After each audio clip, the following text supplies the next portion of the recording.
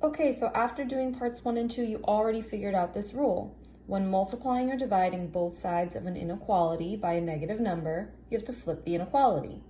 So, well, let's see if I'm actually solving an inequality. So this is a one-step inequality.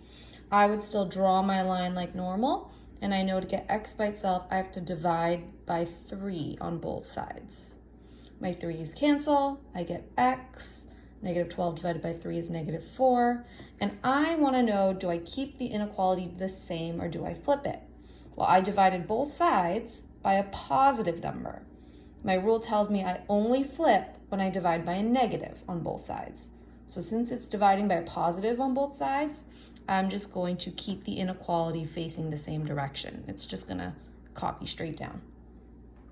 Well, let's look in this example here when I have a negative 3. So I would draw my line, and I'm looking, I need to get rid of this negative 3, so I have to actually divide by negative 3 on both sides. So negative 3 divided by negative 3 cancels, that's 1x. And then negative 12 divided by negative 3, that's a positive 4. Now this time I divided both sides here, but I divided by a negative on both sides. That's my rule. When multiplying or dividing both sides of an inequality by a negative number, it happened here, I have to flip the inequality, so it's going to face the other direction.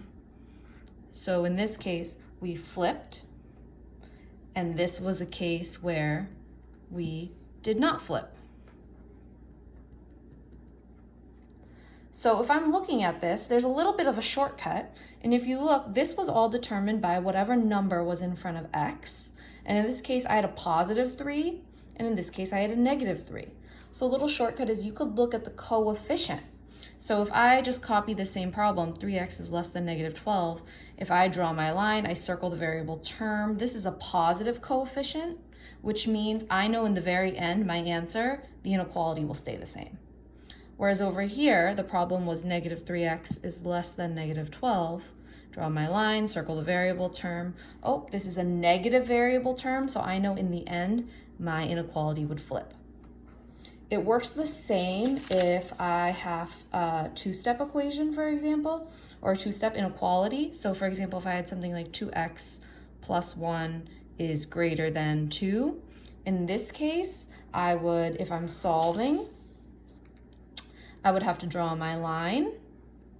I'm circling my variable term, and I know this is a positive coefficient right here. This is a positive 2, and so in the very end, once I'm solving it all, I'll end up dividing by positive 2 on both sides. So because of that, my inequality will stay the same.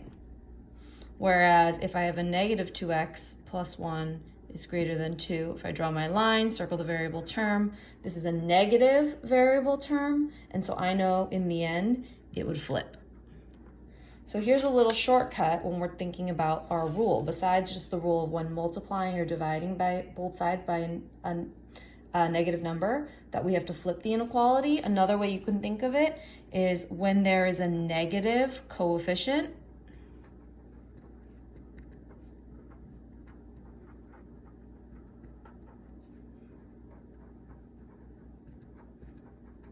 we have to flip the inequality.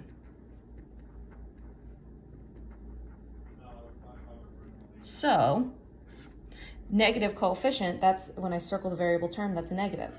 Circle the variable term, that's a positive.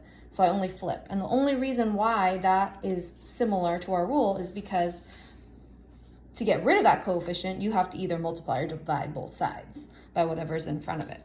So if you wanted to try and think about how we're solving it with negative coefficients, I would divide both sides. And so if I'm looking, I know this is a positive coefficient, so I know it would stay the same. I know this is a negative coefficient, so this case, this is gonna flip. This is a positive x, so this is gonna stay the same. This is a positive variable term, it'll stay the same. This is a negative variable term, the whole thing together, so it's gonna flip. And this is a negative coefficient here, so it's gonna flip.